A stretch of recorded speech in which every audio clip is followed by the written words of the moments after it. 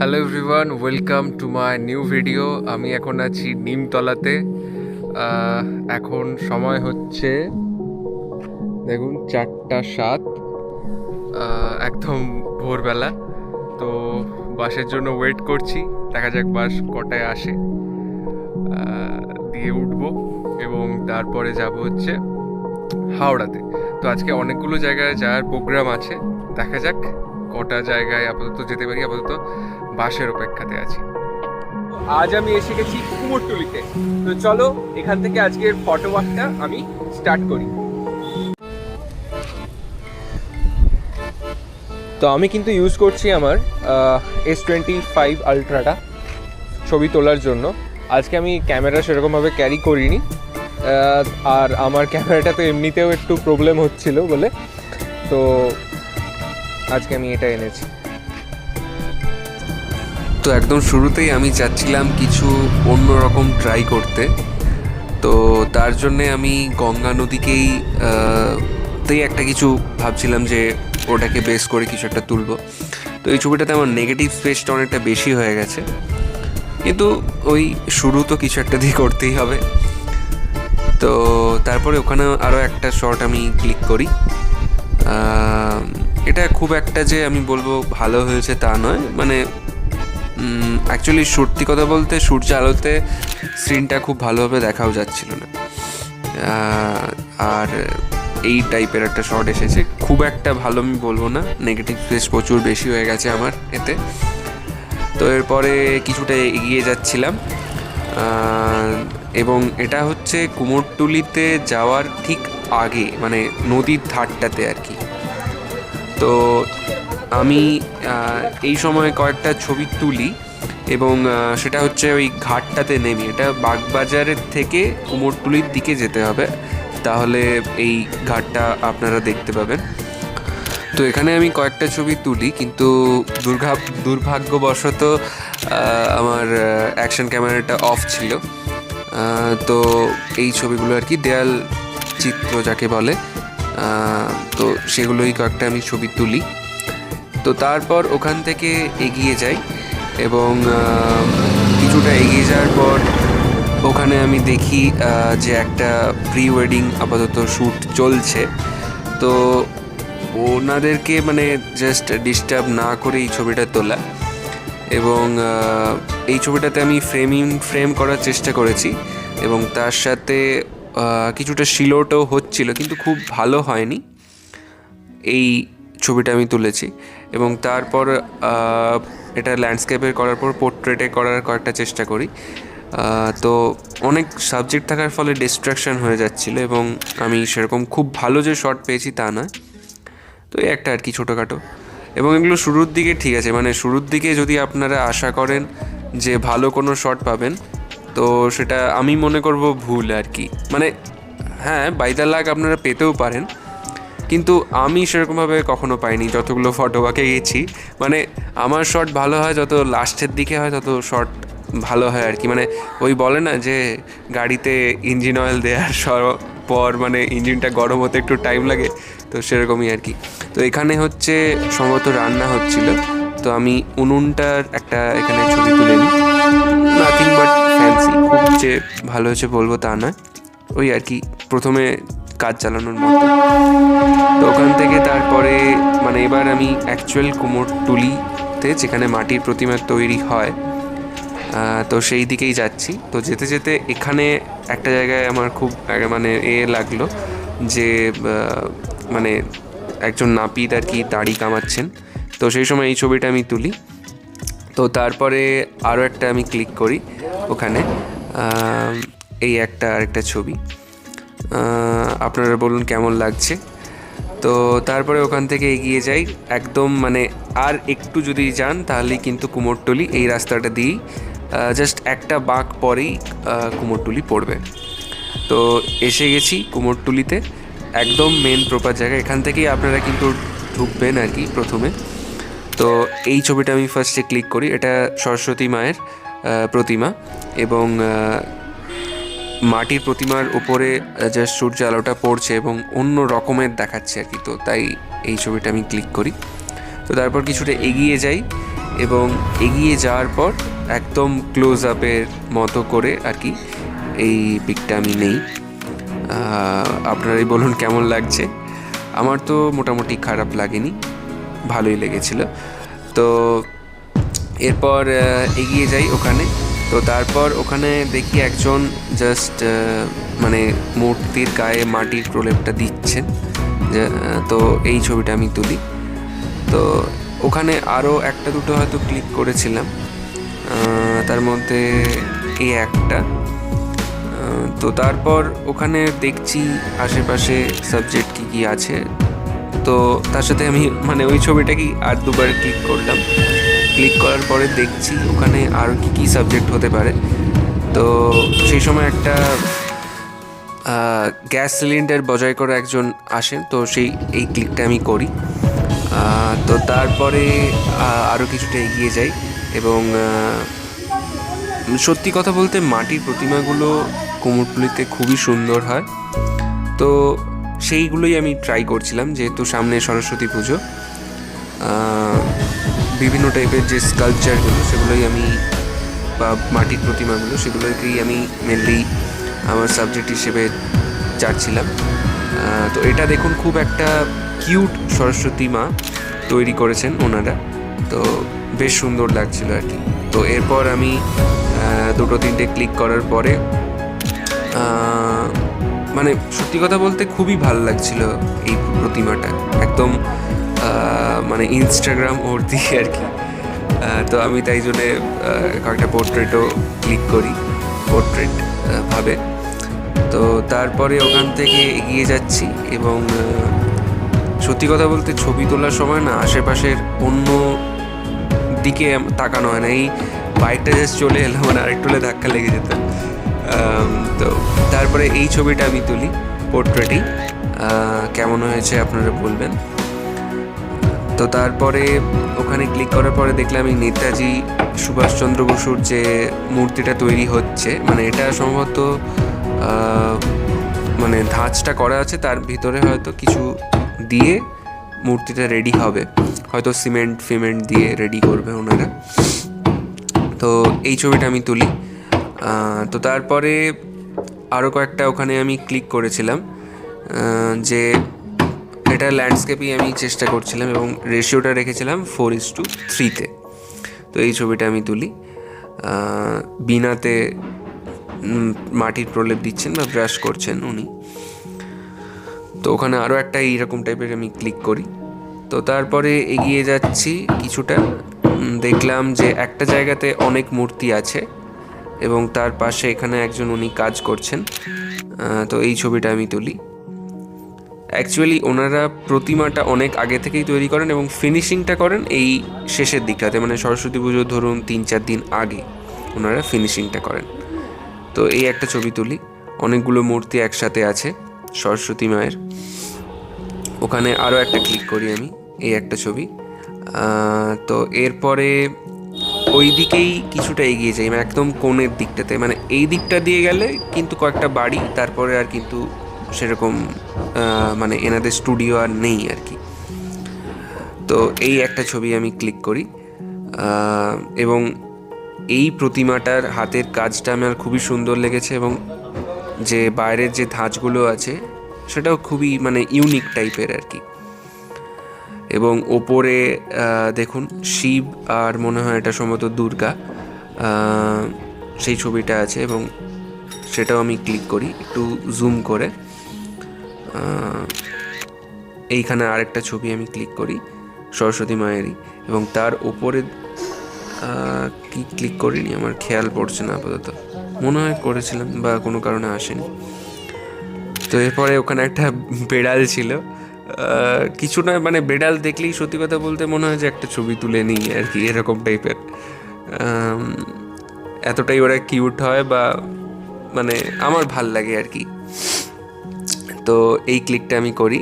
তো তারপরে দেখলাম বেচারা চলে যাচ্ছে, ওকে ডিস্টার্ব করা হয়ে গেছে। তো তারপরে কিছুটা এগিয়ে যাচ্ছি। তো যেতে যেতে সেরকম আমি কিছু সাবজেক্ট পাচ্ছিলাম না, তাই এই যে এই জায়গাটাতে দেখুন সরস্বতী মায়ের প্রতিমা দুটো রাখা আছে অপোজিটভাবে, এবং অপোজিট নয় মানে সাইডে রাখা ছিল, এবং আলোটা পড়ছিল বলে অন্যরকম লাগছিল আর কি। তো এরপর আমি স্টুডিওর ভেতরটাতে একটু জুম করে নিই। এখানে দেখুন অনেক প্রতিমা অলরেডি তৈরি হচ্ছে এবং ওনারা কাজ করছেন রীতিমতো। তো এবার কিছুটা আমি জুম করি, এবং জুম করার পরে দেখলাম যে খুব একটা ভালো আসছে না, তাই আমি পোর্ট্রেটে এবার ট্রাই করা শুরু করি। তো তার মধ্যে এই একটা ছবি পুরোটা যাতে আসে সেরকমভাবে। তো তারপরে ওখান থেকে কিছুটা এগিয়ে যাই, এবং এখানে হচ্ছে আপনারা যদি আসেন তো এই জায়গাটা তো খুবই মানে ফেমাস আর কি। এখানে ওনার হচ্ছে পুরনো দিনের যে সমস্ত রেডিও সারানোর একদম দোকান। আপনাদেরও যদি কোনো পুরনো রেডিও ফেডিও থাকে তো এনার কাছে এসে সারাতে পারেন। মানে এবং আমি এনার সাথে কথাও বলেছিলাম কিছুক্ষণ। অনেক পুরনো দোকান, অনেক পুরনো, মানে সত্যি কথা বলতে আমার তো মনে হয় আমার জন্মের আগেকার। উনি বলেছিলেন সম্ভবত আমাকে 66 বছরের পুরনো। তো হিসাব করে তো দেখতেই পারেন আপনারা অনেক দিনের পুরনো। এবং মানে এটা তো একদম ফেমাস দোকান আর কি ওনার। কুমোরটুলি এসেছেন আপনারা অথচ এই দোকানটা দেখেননি, তাহলে আপনাদের মানে সত্যি কথা বলতে কুমোরটুলি আসাই বৃথা। তো এরপরে আমি কয়েকটা ক্লোজ আপ শট নিই, এই রেডিওগুলো রাখা ছিল যেখানের। তো এই আর কি একটা পোর্ট্রেটভাবে আমি শটটা নিই। এরপর ওনার আমি কিছু পোর্ট্রেট নেওয়ার চেষ্টা করছিলাম, কিন্তু উনি নিজের কাজে ব্যস্ত ছিলেন। ওনাকে আমি ডিস্টার্ব করার চেষ্টা করিনি, মানে ডিস্টার্ব করিনি। উনি নিজের কাজ করছেন, আমি ওনার সত্যি কথা বলতে অজান্তেই এই পিকগুলো নিচ্ছিলাম। তো দাঁড়িয়েছিলাম যে উনি কখন উপরের দিকে তাকান সেই টাইমে ক্লিকটা করব। তো এই আরেকটা ক্লিক করেছি।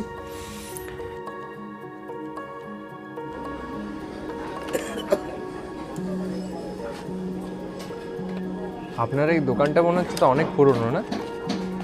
তাও কত বছরের হবে? 67 বছর। অনেক। না, আপনি পুরনো দিনের যত সমস্ত ট্রানজিস্টার সবই সারান? বাবার আচ্ছা আচ্ছা।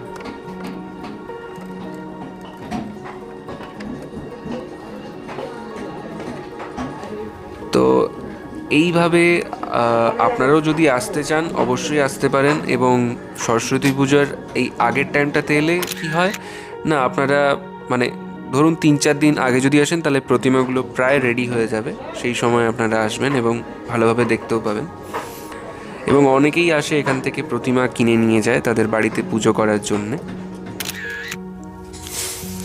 এখানে দেখুন তৈরি হচ্ছে সরস্বতী মায়ের প্রতিমার যে অলংকার, তো সেইগুলো এখানে অনেকে এটাকে বলে ঢাকের কাজ। সম্ভবত এই যে শোলা দিয়ে তার উপর বিভিন্ন ছোটোখাটো পাথর বা আরও বিভিন্ন জরির কাজ করা, এটাকেই বলে ঢাকের কাজ বা ঢাকের সাজ যেটা হয়, সেটাই এখানে তৈরি হচ্ছে। তো আমি কয়েকটা এখানে ছবি তুলি ওনাদের, এবং প্রথমে চেষ্টা করছিলাম যে একটু অন্য টাইপের তোলার, তো তার ফলে একটু জুম করতে হয়েছিল আমাকে। তো অ্যাকচুয়ালি ওনাকে সাবজেক্ট করতে গিয়ে এই ছবিটা নেয়া, মানে দূরের যিনি বসেছিলেন। তো তারপর আরেকটা ছবি আমি তুলি এরকমভাবে, পিছনের যিনি আছেন ওনাকে একটু ব্লার করে দিয়ে সামনের জনকে ফোকাসে রেখে, অর্থাৎ ফোরগ্রাউন্ডে রেখে এই ছবিটা তোলা। তো সেরকমভাবে কিছু নয়, মানে খুব যে ভালো কিছু হয়েছে তা আমি বলবো না। তো এরপরে আরও কয়েকটা চেষ্টা করি, এরকমভাবে অনেক টাইপের আপনারা প্রতিমা দেখতে পাবেন। তো এখানে দেখুন একদম খড়ের জাস্ট স্ট্রাকচারটা হয়েছে, কিন্তু মাটির প্রলেপ এখনও লাগানো হয়নি। তো এটা দেখে আমার খুবই ইন্টারেস্টিং লেগেছিল, এবং তারপর এই ছবিটা আমি তুলি, এবং হালকা করে সূর্যের আলোও পড়ছিল, তো অন্যরকম একটা লাগছিল, তাই আরও একটা এই ছোট্ট ছবি আমি তুলি। এবং মানে সত্যি কথা বলতে এই যে খড়ের যে স্ট্রাকচারটা তৈরি করা ছিল অন্যরকম লাগছিল, একদমই অন্যরকম। এখানেও ওরকমভাবে বিভিন্ন কাজ ওনারা করছেন অলংকারেরই। অ্যাকচুয়ালি উনি হয়তো সম্ভবত কাগজটাকে কেটে কেটে ডিজাইনটা করছেন। তো এই সময় আমি এই ছবিটা তুলি। খুব যে ভালো বলবো তা নয়, ওই আর কি। তো তারপরে এখানে দেখলাম একজন বাঁশের বিভিন্ন কাজ করছেন, অর্থাৎ প্রতিমাটার যে নিচে যে খাঁচাটা সেটা উনি রেডি করছেন এবং হাতুড়ি দিয়ে হয়তো পেরেকগুলোকে পিটে পিটে তাতে বসাচ্ছেন আর কি।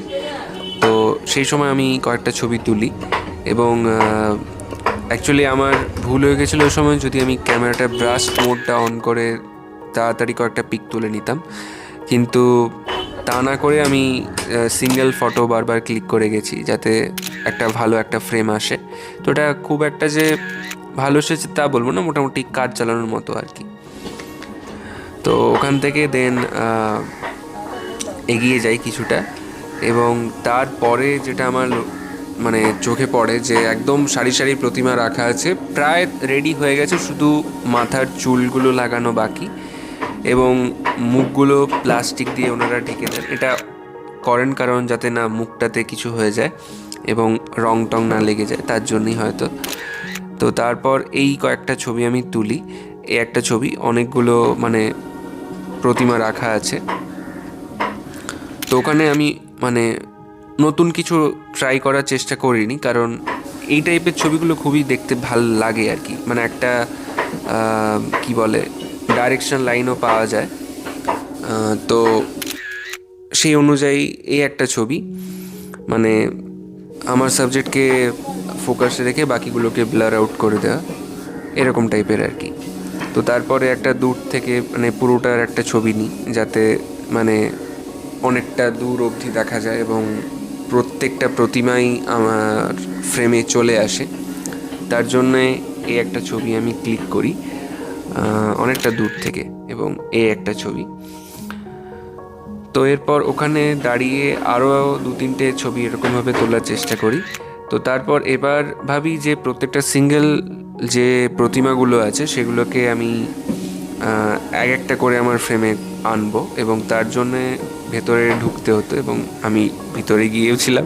সত্যি কথা বলতে পারমিশন নেওয়া হয়নি, কারণ উনি অনেকটা দূরে ছিলেন এবং আমিও চাচ্ছিলাম না যে ওনার কাজটাকে আমি ডিস্টার্ব করে মানে যাই।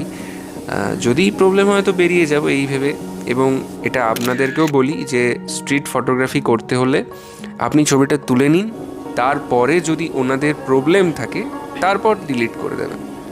মানে আপনি বলে তারপরে ছবি তুলবেন, এটা করতে গেলে কিন্তু হবে না আর কি, হবে না। প্লাস যে মোমেন্টটা আপনি ভাবছেন তুলবেন সেটা কিন্তু তুলতে পারবেন না।